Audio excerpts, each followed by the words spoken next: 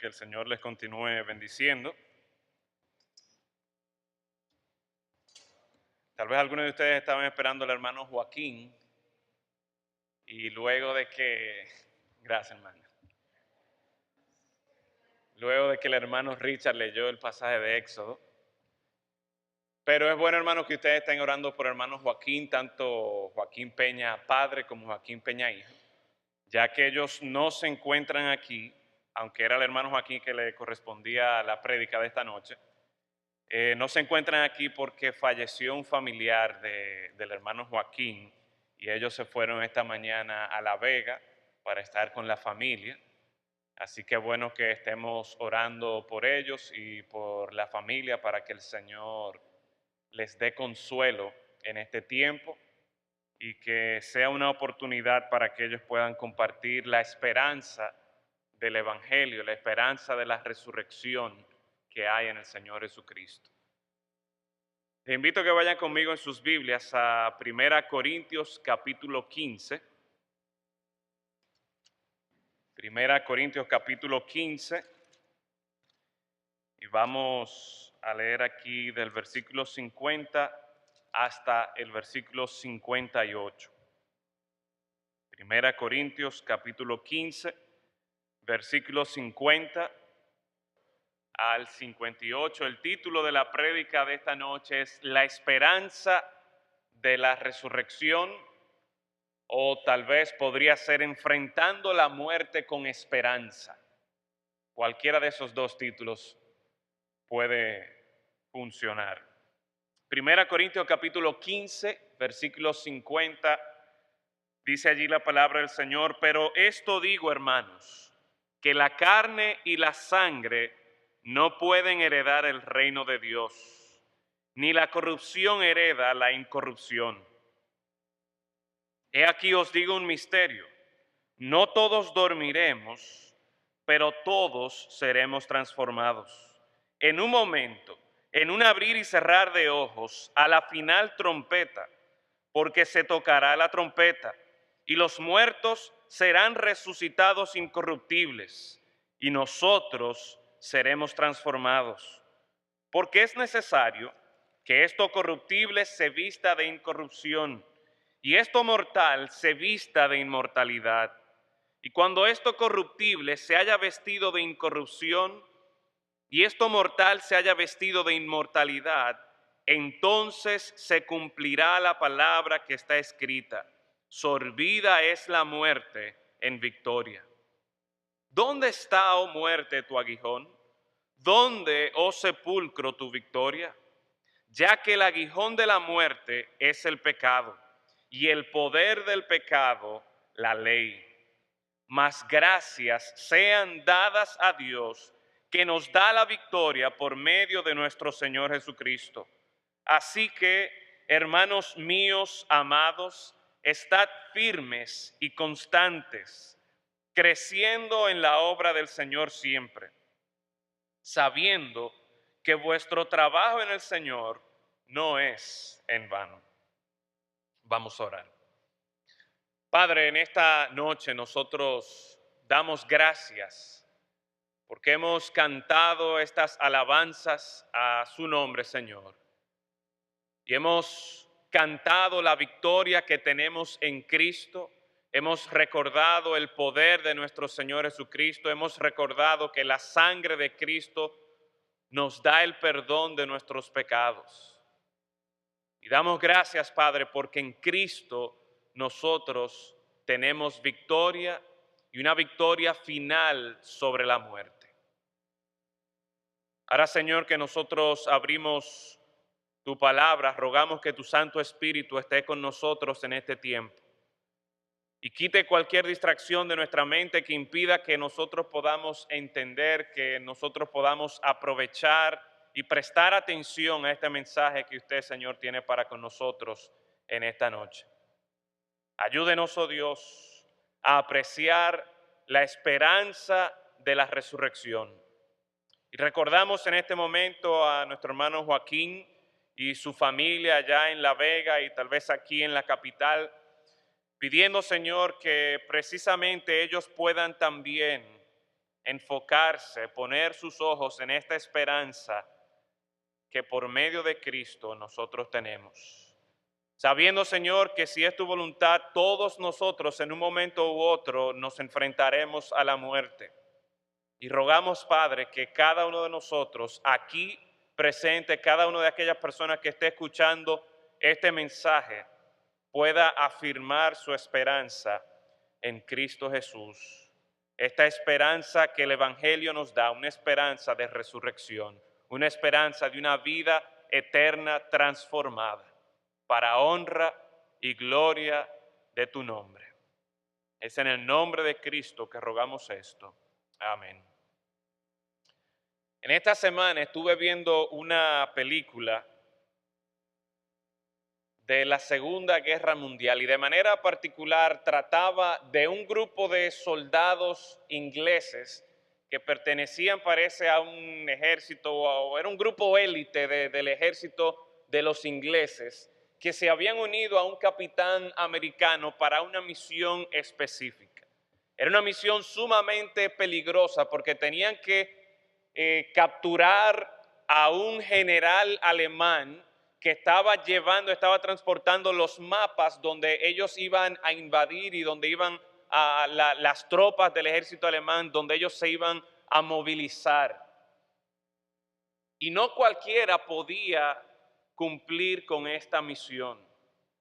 Se nos presenta un grupo de 4 soldados ingleses valientes, arriesgados, soldados que eran duros, que eran ásperos, soldados que no le tenían miedo a la altura y fácilmente se podían tirar de un avión como si nada, soldados que estaban ya acostumbrados a infiltrarse detrás de la línea de los enemigos para desactivar los tanques y desactivar las ametralladoras que estaban apuntando en contra del ejército de los británicos, del ejército de los ingleses.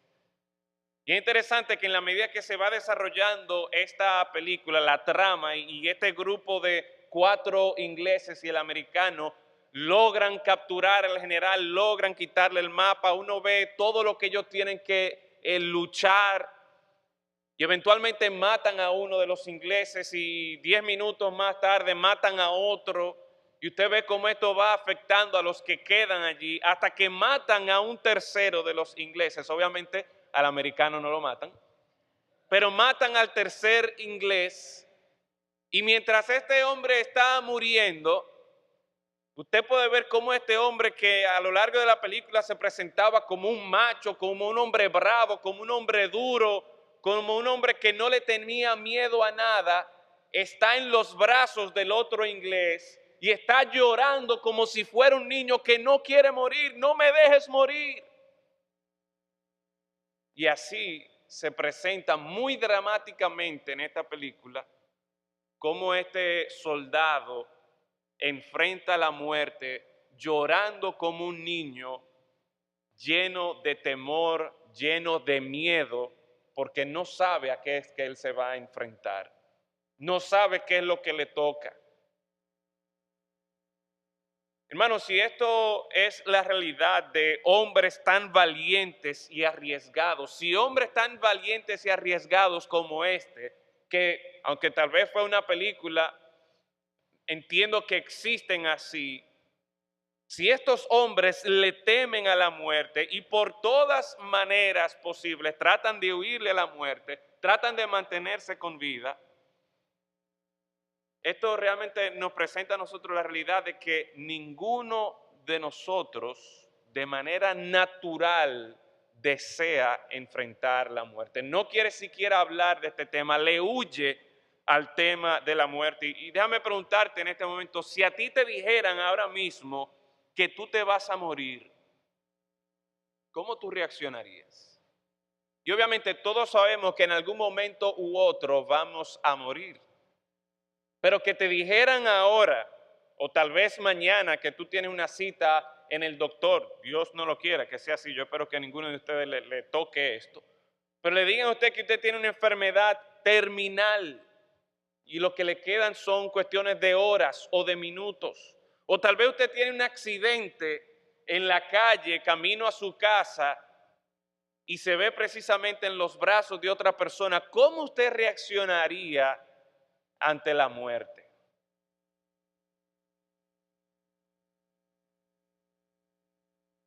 En esta noche yo quiero presentarles a ustedes por medio de la palabra de Dios que un entendimiento correcto del Evangelio debe resultar en una perspectiva esperanzadora y hasta positiva de la muerte.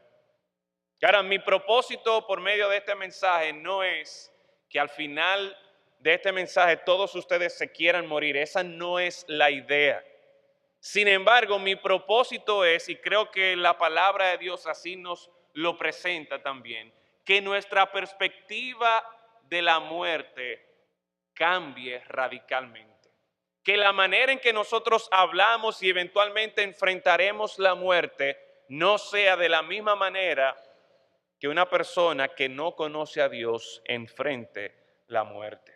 Vuelvo a repetir, un entendimiento correcto del Evangelio debe resultar en una perspectiva esperanzadora y hasta positiva de la muerte.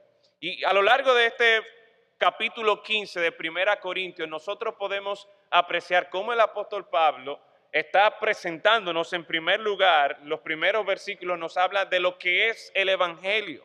Y el versículo 3 dice, porque primeramente os he enseñado lo que asimismo recibí, que Cristo murió, Cristo murió por nuestros pecados conforme a las Escrituras, y que fue sepultado y que resucitó al tercer día conforme a las Escrituras. Eso es un resumen del Evangelio, de acuerdo a lo que el apóstol Pablo nos está presentando aquí. Que Cristo murió por nuestros pecados, que Él fue sepultado y que Él resucitó de los muertos conforme a las Escrituras. Eso es lo que Él ha enseñado. Y sigue diciendo que eso es lo que los demás apóstoles también han enseñado. Y de manera particular Él se enfoca en el tema de la resurrección en este capítulo 15. Y nos presenta argumentos históricos de por qué es cierto que la resurrección existe. Aquí aparentemente habían algunos individuos que entendían y enseñaban que no había resurrección de muertos. Y el apóstol Pablo le está presentando el versículo 6, versículo 7, 8 y hasta el mismo versículo 9, distintos grupos de personas a quienes el Señor Jesucristo se apareció después de que Él murió y que resucitó. Y está entonces presentando una serie de argumentos históricos, testimonios que ellos podían verificar acerca de la resurrección de los muertos, de manera particular del Señor Jesucristo. Pero también presenta una serie de argumentos lógicos y lógicos que tienen que ver con nuestra fe, lógicos que tienen que ver con el Evangelio que nosotros creemos. Porque dice el versículo 12, si se predica de Cristo que resucitó de los muertos, ¿cómo dicen algunos entre vosotros que no hay resurrección de muertos? Y aquí viene la lógica. Porque si no hay resurrección de muertos, tampoco Cristo resucitó. Y continúa con una serie de conclusiones lógicas de que si no hay resurrección de muertos, entonces nuestra fe es vana y nosotros somos dignos de conmiseración. Luego presenta una serie de argumentos teológicos a partir del versículo 20, 21 y hace la comparación de cómo el pecado entró por medio de Adán y luego presenta cómo el Señor Jesucristo, siendo el segundo Adán, el segundo hombre, por medio de él también viene la vida. Y esa vida se va a reflejar en lo que es la resurrección de los muertos, porque Cristo resucitó de los muertos. Él es primicia. Y luego aquellos que han creído en él también resucitarán. Pero el punto es, mis hermanos, que el apóstol Pablo viene desarrollando argumento tras argumento que sostienen la veracidad de la resurrección del Señor Jesucristo y las implicaciones que entonces esto tiene para nosotros. Y cuando llegamos aquí ya al versículo 50, aquí vemos algo muy importante que yo quiero que nosotros nos concentremos en esta noche, y es lo que entiendo que la palabra de Dios nos presenta a nosotros que nos va a ayudar a que nuestra perspectiva sobre la muerte cambie. Una vez más, ese tema de la muerte es algo que a nosotros nos pone un poco incómodos. Y en la medida que nosotros vamos enfrentando o algunos familiares nuestros o personas allegadas a nosotros mueren, como que se vuelve más real ese tema para nosotros. Y por lo tanto, es indispensable que cada uno de nosotros, por medio de la palabra de Dios, tengamos la perspectiva correcta. Y la esperanza de la resurrección es lo que nos ayuda a nosotros a tener una perspectiva correcta, esperanzadora, hasta positiva de la muerte. Mira el versículo 50. ¿Por qué decimos esto? Versículo 50 dice, pero esto digo, hermanos, que la carne y la sangre no pueden heredar el reino de Dios, ni la corrupción hereda la incorrupción. A partir de este versículo, desde el versículo 50 hasta el versículo 54, encontramos lo que es nuestro primer punto. Y es que para el creyente, la muerte es el evento establecido por Dios para lograr su transformación final. Para el creyente. Y cada uno de estos puntos va a iniciar haciendo énfasis de que esta perspectiva positiva de la muerte, esta esperanza de la resurrección es solamente posible para el creyente, para aquella persona que ha puesto su fe, aquella persona que ha creído en el Señor Jesucristo. Así que en primer lugar, para el creyente, la muerte es el evento establecido por Dios para lograr su transformación final, es decir, la transformación del creyente, esa transformación final. ¿Por qué hablamos de transformación y por qué es esto positivo para nosotros? Bueno, por lo que acabamos de leer ahí en el versículo 50, que dice que la carne y la sangre no pueden heredar el reino de Dios. Ni la carne ni la sangre pueden heredar el reino de Dios. En otras palabras, es imposible para el hombre en su estado natural disfrutar de una relación y una comunión eterna con Dios. Es imposible para el hombre en su estado natural poder disfrutar una relación, una comunión eterna con Dios. Esto nos presenta a nosotros la realidad de que ¿por qué morir? ¿Por qué morir? Bueno, la razón por la que morimos es la misma razón por la que en nuestro estado natural ni tú ni yo podemos enfrentarnos a Dios, podemos esperar tener una comunión eterna con nuestro Dios. Y la realidad es que por causa de nuestro pecado es que nosotros, cada uno de nosotros, vamos a tener que enfrentar la muerte. Por causa de nuestro pecado, en nuestro estado natural, ninguno de nosotros puede esperar tener una comunión y una relación estrecha con Dios. Sin embargo, es interesante que el apóstol Pablo, utilizando estos dos términos aquí, carne y sangre, nos recuerda lo que el autor de Hebreos, en el capítulo 2, versículo 14, nos dice acerca del Señor Jesucristo. Que el Señor Jesucristo participó de carne y sangre. Y la única diferencia entre el Señor Jesucristo, una diferencia muy marcada obviamente, entre el Señor Jesucristo y nosotros, es que Él no cometió pecado.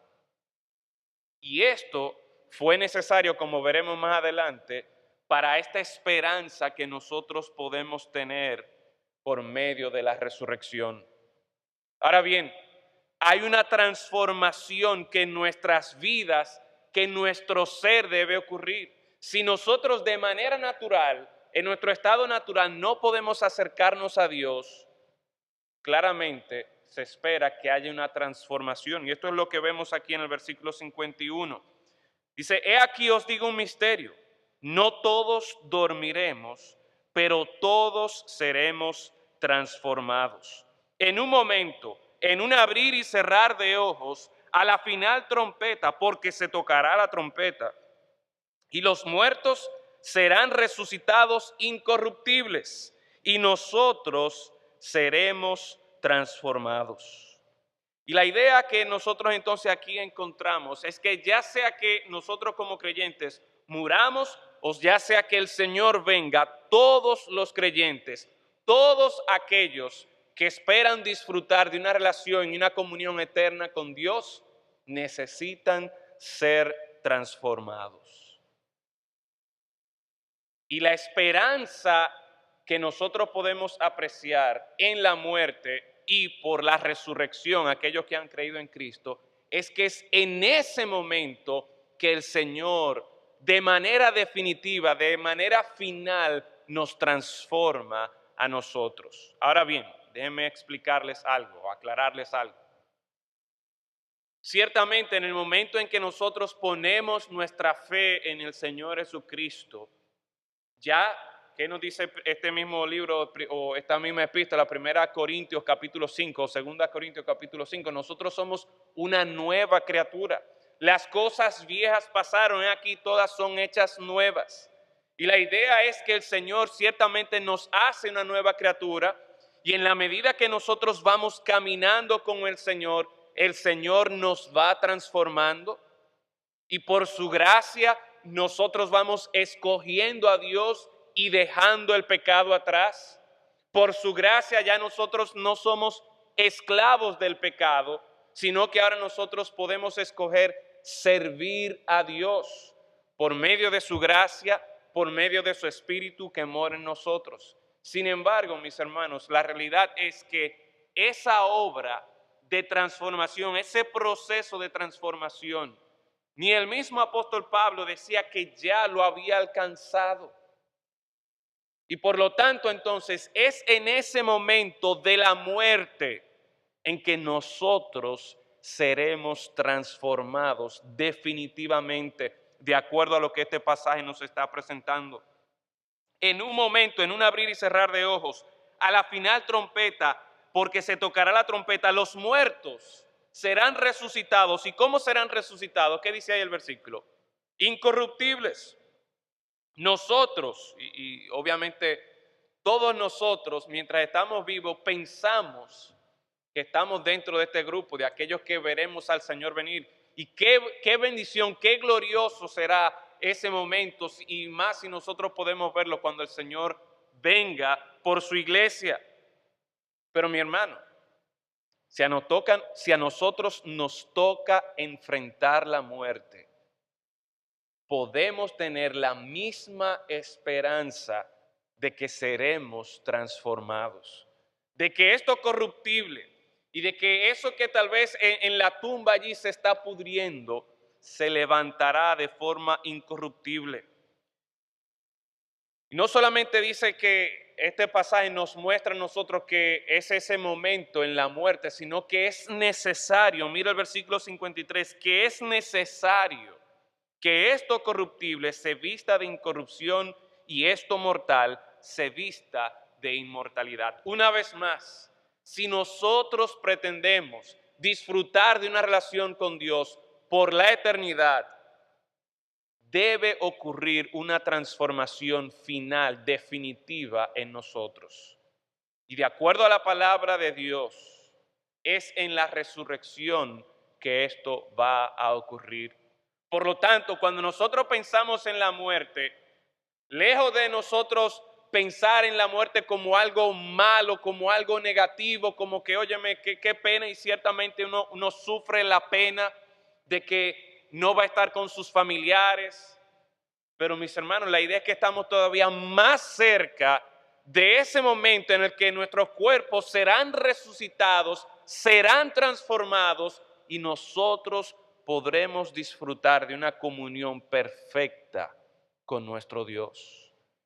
¿Usted entiende cómo entonces el Evangelio y la esperanza de la resurrección debe afectar la manera en que enfrentamos la muerte? Lejos de ser una mala noticia y algo que es simplemente triste o únicamente triste, nosotros tener esa esperanza de que nuestros cuerpos van a ser transformados. Lo corruptible se volverá incorruptible, lo mortal será inmortal. Y el apóstol Pablo al principio, o en otro versículo de este mismo capítulo, nos ilustra este proceso de transformación que ocurre por medio de la muerte. Si usted va al versículo 36 o versículo 35, el apóstol Pablo presenta una pregunta como que alguno se la pudiera hacer. 1 Corintios 15:35 dice, pero dirá alguno, ¿cómo resucitarán los muertos? ¿Con qué cuerpo vendrán? Necio, lo que tú siembras no se vivifica, sino que, dice allí, si no muere antes. Y lo que siembras no es el cuerpo que ha de salir, sino el grano desnudo, ya sea de trigo o de otro grano. Pero Dios le da el cuerpo como Él quiso y a cada semilla su propio cuerpo. Utilizando aquí una ilustración de la siembra y de estos granos, cómo uno siembra, tal vez todos nosotros en la escuela, en la primaria, hicimos ese experimento de la habichuela, ¿verdad? En un frasco de compota y lo pusimos ahí en algodón y vimos cómo eso se fue como pudriendo hasta que empezó a salir un tallito. Y la idea es la misma, que para que algo pueda vivir, para que algo pueda crecer, para que se pueda transformar, lo que está diciendo aquí el apóstol Pablo, versículo 36, lo que tú siembras no se vivifica si no muere antes. Y la idea es, mis hermanos, que el Señor quiere que nosotros entendamos que la manera en que nuestros cuerpos mortales van a ser transformados a cuerpos inmortales, aquello que es corruptible nuestro se va a convertir en algo incorruptible, es precisamente por medio de este evento y este proceso que es la muerte. Así que, mis hermanos, cuando nosotros pensamos en la muerte, si bien es cierto, vuelvo a repetir, mi deseo no es que todos quieran morirse ahora mismo. Mi deseo es que ustedes tengan la perspectiva correcta para que cuando les toque ese momento, ustedes puedan estar aferrados a la esperanza de la resurrección. Esa esperanza gloriosa de que ya nuestros cuerpos serán transformados. Todas estas limitaciones físicas, tal vez algunos de ustedes que le encantaría poder pararse aquí, hacer un solo o ser parte de un coro, pero usted sabe las limitaciones que tiene con su voz y tal vez ahí calladito usted canta para que los demás no se distraigan porque siempre está desafinado. Bueno, cuando usted llegue a la gloria, usted se va a unir a ese gran coro celestial y su voz será afinada, ya sea soprano, ya sea tenor o lo que fuere. ¿Por qué? Porque su cuerpo habrá sido transformado. Y esto mortal, esto corruptible, esas voces que tal vez se dañan o que están roncas o que siempre tienen una gripe o lo que fuere, ya va a estar libre de todo eso. Tal vez algunos hablan o piensan de la falta de fortaleza física que tienen para servir al Señor. Ya con su cuerpo transformado, ya no va a tener nada de esto. Enfermedades que les agobian, que les limitan. Y gloria a Dios, ya nada de esto nosotros lo tendremos luego de que nuestros cuerpos sean transformados. Así que una vez más, lejos de ver en la muerte algo negativo, algo tétrico, algo a lo cual debemos temer, en la muerte, o más bien en la resurrección, pero para que haya resurrección tiene que haber muerte, ahí nosotros vemos y encontramos esperanza. No solamente las limitaciones físicas, mis hermanos, sino las limitaciones espirituales, donde ya nosotros no tendremos lucha con el pecado. El pastor Pedro reflexionaba en eso esta mañana. Hermano, eso es glorioso. Ese momento será glorioso, donde ya yo no voy a tener que venir con mi cabeza baja y el rabo entre las piernas y decir, Señor, una vez más, aquí estoy yo por lo mismo de ayer. Mira mi debilidad, mira mi pecado, mira mi maldad, perdóname, Señor. No, ya nosotros seremos transformados. Lo corruptible será ahora incorruptible. Lo mortal, lo terrenal, lo pasajero ahora será totalmente espiritual, a una con el Señor. Por lo tanto, para el creyente, la muerte es ese evento glorioso, maravilloso, donde Dios ha dejado establecido que va a lograr y va a terminar esa transformación en nosotros. Pero en segundo lugar, la muerte para el creyente ya no representa ese poder aterrador. La muerte para el creyente ya no representa ese poder aterrador. ¿Por qué tú le temes a morir? Bueno, la mayoría de gente puede decir es que yo no sé qué es lo que me viene, yo no sé qué es lo que va a pasar después. Y te hago la pregunta, ¿por qué tú tienes temor de lo que te pueda pasar después? La mayoría de nosotros tenemos en mente, bueno, lo que pasa es que yo sé que tengo una deuda pendiente con fulanito. Yo sé que tal vez yo no he sido el mejor padre y no le he dado el mejor ejemplo a mis hijos.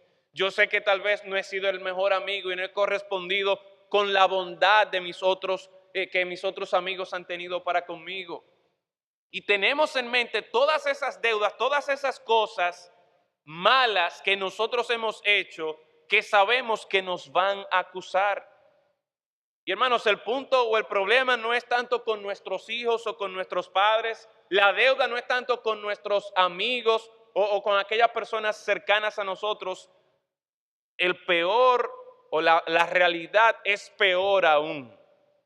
Y es que nosotros tenemos una deuda infinita con un Dios santo. Y ese Dios sabe no solamente las cosas que nosotros hemos hecho o hemos dicho, sino que aún nuestras motivaciones. De forma tal que si nosotros solamente nos preocupamos por las cosas graves y malas que hemos hecho, la realidad es peor aún todavía. Y tú deberías preocuparte aún más.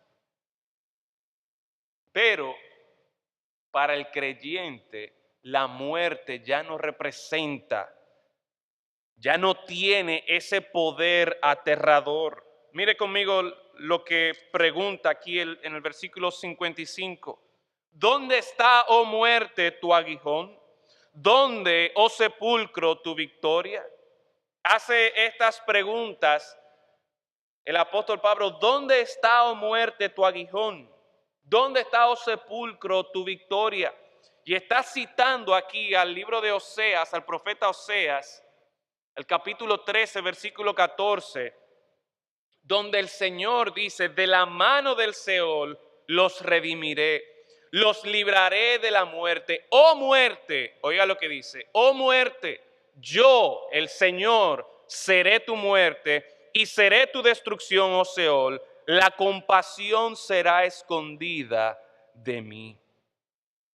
La realidad es que tú y yo, simples mortales, no tenemos armas, no tenemos estrategias para salir victoriosos de la muerte. ¿Dónde está, oh muerte, tu aguijón? No sabemos cómo nos vamos a enfrentar de la muerte, no sabemos cómo nos vamos a defender de la muerte. ¿Cuál es el aguijón de la muerte? ¿Cómo es que viene la muerte al hombre? El siguiente versículo nos dice, ya que el aguijón de la muerte es que es el pecado y el poder del pecado, la ley. Es por causa del pecado que viene la muerte a nosotros. Y una vez más, esto debe llevarnos a nosotros a considerar sobria y seriamente la realidad aterradora de la muerte cuando nosotros pretendemos enfrentar la muerte por nuestras propias fuerzas, ¿Por qué? Porque la realidad es que cada uno de nosotros hemos pecado y ya hemos perdido en nuestras fuerzas, ya hemos perdido la batalla en contra de la muerte.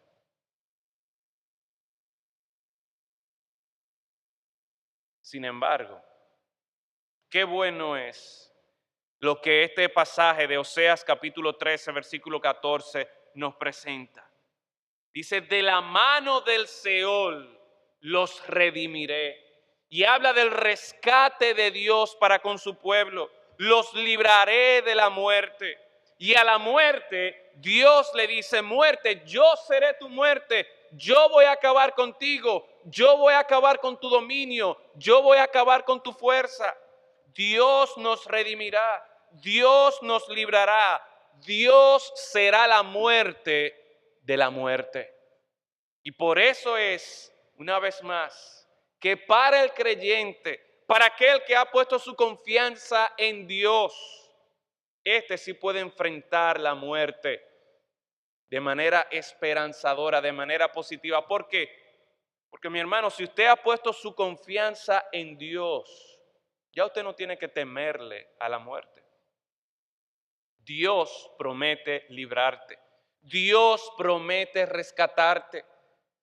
Y si tú estás aquí en esta noche y todavía no conoces a Dios, todavía no conoces a Cristo como tu Salvador, la manera en que Dios nos redime de la muerte, la manera en que Dios nos rescata de la muerte, es precisamente por medio de su Hijo Jesucristo.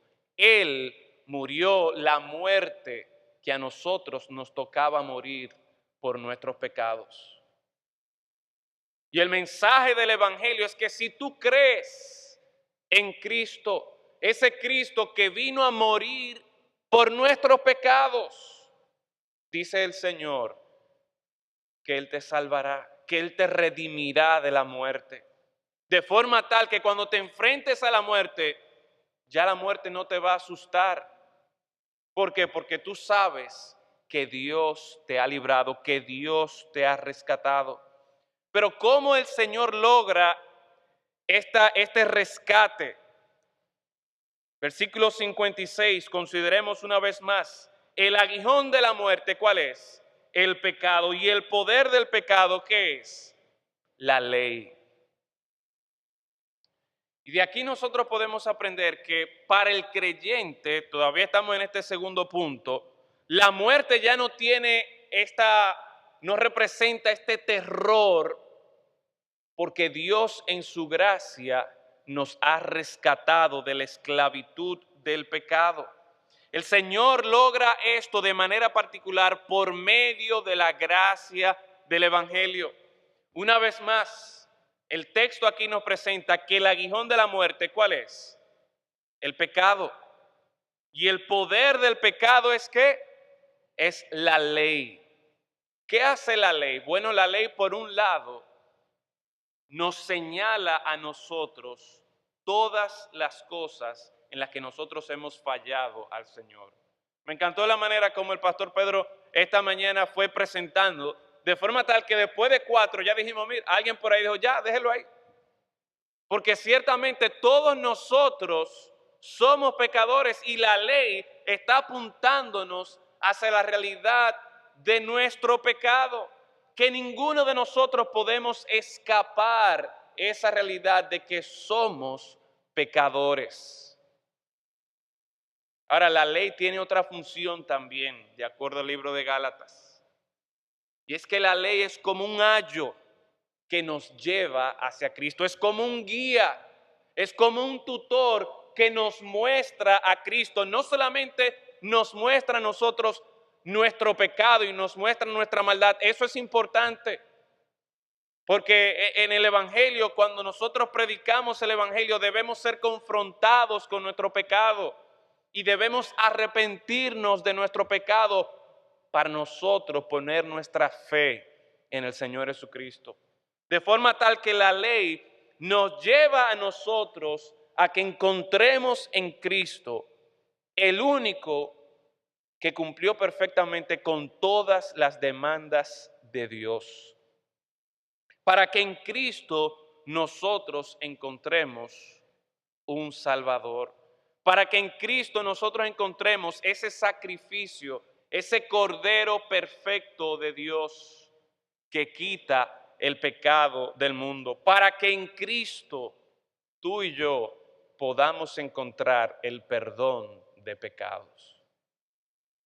Y es por esto que decimos que el Señor logra este rescate de la muerte por medio de la gracia del Evangelio, porque el Evangelio nos está mostrando cómo nuestro Señor Jesucristo, en toda su perfección, cumpliendo perfectamente con la ley, al que no conoció pecado, por nosotros lo hizo pecado. El Señor Jesucristo en la cruz murió la muerte que a nosotros nos correspondía. En la cruz Él cargó con nuestros pecados, de forma tal que si yo creo en Él, y como también lo presenta el libro de Gálatas, cuando yo creo en Él, yo puedo decir que en Cristo o que con Cristo estoy juntamente crucificado. De forma tal que ya no vivo yo, sino que es Cristo que vive en mí. Y la idea es que a partir de ese momento, ahora yo vivo para el Señor. Y lo que a mí me falte, yo sé que ya el Señor Jesucristo, en su justicia perfecta, cubre todo mi pecado. Me ha perdonado de todo mi pecado. De forma tal que cuando Dios me ve a mí, Él no está viendo mis pecados, Él no está viendo la acusación del pecado, sino que Él ve la justicia perfecta de Cristo. Y es por eso que para el creyente la muerte ya ha perdido ese poder aterrador. Ya yo no tengo por qué estar asustado, ya yo no tengo por qué tener ese temor. Óyeme, y si me muere esta noche, ¿qué va a pasar? No, lo que va a pasar es que si tú has puesto tu fe en el Señor Jesucristo, la promesa del Señor es que Dios te va a ver como Él ve a Cristo. Y tú no tienes que preocuparte porque no fuiste un buen padre, o porque no fuiste un buen amigo, porque no fuiste un buen cristiano, porque no fuiste un buen empleado, un buen empleador. No, no estoy diciendo que eso no importa. Cristo vive en nosotros, pero entendamos la paz que trae a nuestra vida el saber que por la gracia de Dios yo ahora tengo la justicia perfecta de Cristo. Y por último, para el creyente, la muerte es una oportunidad de proclamar la victoria final de Dios. Mire conmigo el versículo 57, versículo 58. Mas gracias sean dadas a Dios, que nos da la victoria por medio de nuestro Señor Jesucristo. Mas gracias sean dadas a Dios. En vez de nosotros temer el poder aterrador de la muerte, nosotros ahora podemos proclamar gracias a Dios, gloria a Dios por su salvación, gloria a Dios porque por medio de Cristo ahora yo tengo la victoria. Y esto está resonando lo que dice el profeta Isaías en el capítulo 25, versículos 8 y 9. Destruirá a la muerte para siempre, y enjugará Jehová el Señor toda lágrima de todos los rostros, y quitará la afrenta de su pueblo de toda la tierra, porque Jehová lo ha dicho. Y se dirá en aquel día: he aquí, este es nuestro Dios, le hemos esperado y nos salvará. Este es Jehová a quien hemos esperado, nos gozaremos y nos alegraremos en su salvación. Este Dios poderoso para destruir la muerte. Para el creyente, la muerte es una oportunidad para proclamar a nuestro Dios como el gran victorioso, para gozarnos, para alegrarnos en la salvación de nuestro Dios. De forma tal que la perspectiva tradicional de la muerte en la vida del creyente no debe encajar. Y hermanos, déjenme decirle que vivir o pensar así tan esperanzadamente o tan positivamente de la muerte no ocurre de manera natural. No es algo fácil. Es realmente imposible a menos que la gracia de Dios obre en la vida de uno. Es imposible uno poder realmente decir que está preparado para morir a menos que haya puesto su fe en el Señor Jesucristo. Y no una vez hace 10 años, hace 15 años en mi Biblia yo tengo la fecha de cuando yo me convertí. No. Es que día tras día, por mi caminar junto con el Señor Jesucristo, yo puedo tener esa certeza, yo puedo tener esa confianza de que si enfrento la muerte hoy día, en vez de verlo en su poder aterrador, yo voy a dar gracias a Dios y voy a verlo como una oportunidad para proclamar la gloria, el poder y la salvación de Dios. En otras palabras, mis hermanos, lo que ocurre cada vez que un creyente muere, piénselo de esta manera, cada vez que un creyente muere, eso es un testimonio más de la gloria de Dios, es un testimonio más de la salvación que hay en Dios. Y mientras la muerte pensaba que se iba a arrebatar a estas personas, no, en Dios esa persona está segura, confiada. Y como dice este profeta Isaías en el capítulo 25, nos gozaremos, nos alegraremos en su salvación. Qué glorioso es, mis hermanos, que cuando nosotros entendemos correctamente el Evangelio, nuestra perspectiva de la muerte cambia.